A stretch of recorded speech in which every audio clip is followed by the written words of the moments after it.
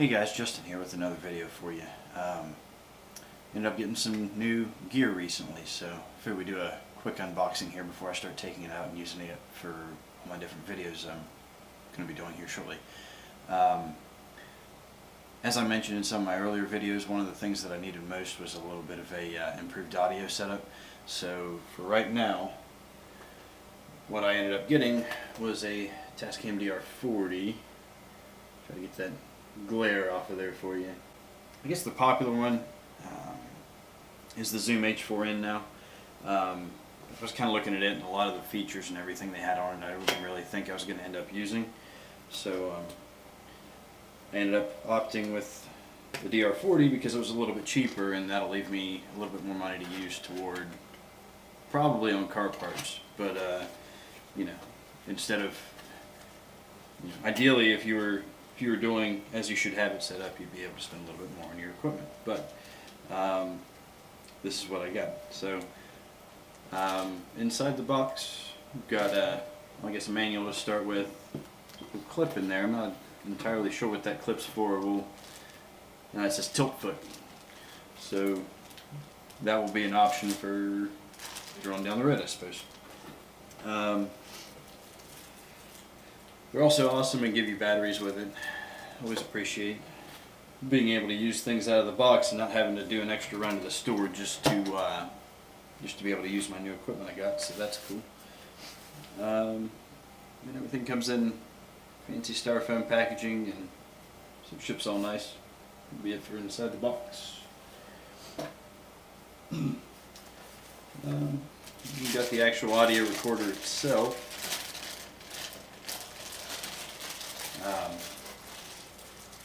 Nice plastic covering on everything so you don't tear it up before you get it out, I guess. This thing comes with both XLR and I believe it's 1/4 inch jacks in the bottom of it. Kind of an odd looking connector, but it's made to adapt to two different kinds. Real light plasticky feeling. The mics are available, well, you can set them in either XY or AB. We've got a mount down at the bottom there. That would be the battery door in there at the bottom, which I'm not going to be smart enough to figure out how to remove, but there you go. 3 AA's, in case you were wondering. So there's all that. I already went ahead and loaded it up with batteries there. I did end up getting some lithium ones on recommendation from another YouTuber. So we'd use those. Put the cavity back in place. This is, I guess, actually going to be where we're controlling how much the recorder is actually trying to amplify the noises going on around it, so we'll adjust it via that. And there's a couple little buttons down here. You get a couple of different options for external ends, and then, external end, and then your line out's going to be your headphones that you're going to run off of it. I guess one of the things I didn't think to mention earlier is that they do have, you can set up both a left and right headphone. As a setting inside of here, I've kind of watched a couple of videos on how to operate this thing. There is a mono mix option in here that you want to turn on if you're just going to run one microphone on it. Otherwise, you're only going to be playing audio through the viewer's left or right ear. So you want to turn the mono mix on so it'll go through both. On the front here, really don't know a whole lot about how to use this thing just yet, and like I said, maybe we'll do kind of like a review on it later on and how I'm liking it and all that kind of thing. But that's the power button. I know what that is, and there's a record button. I'm helpful, but you got your little slot for your SD card over here. I did find that it just takes a standard size SDHC card, so that ought to work fine. And that actually looks like that might have an adapter in there. It does. It has an adapter in it from the factory. But you can run one of the little ones if you want to. And obviously your USB port off to the side there. For when you go to connect it back up into your computer and take everything off of it. As I learn a little bit more about this, we might talk some more about it. But I should have saved the best part for last, because now I'm going to show you the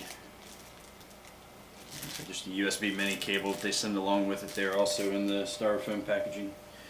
And that's going to be about it for what's inside the box. In case you guys wanted a little bit more looks at the box there and what all's on it, there's information all around the thing. Man, that glare's killing me.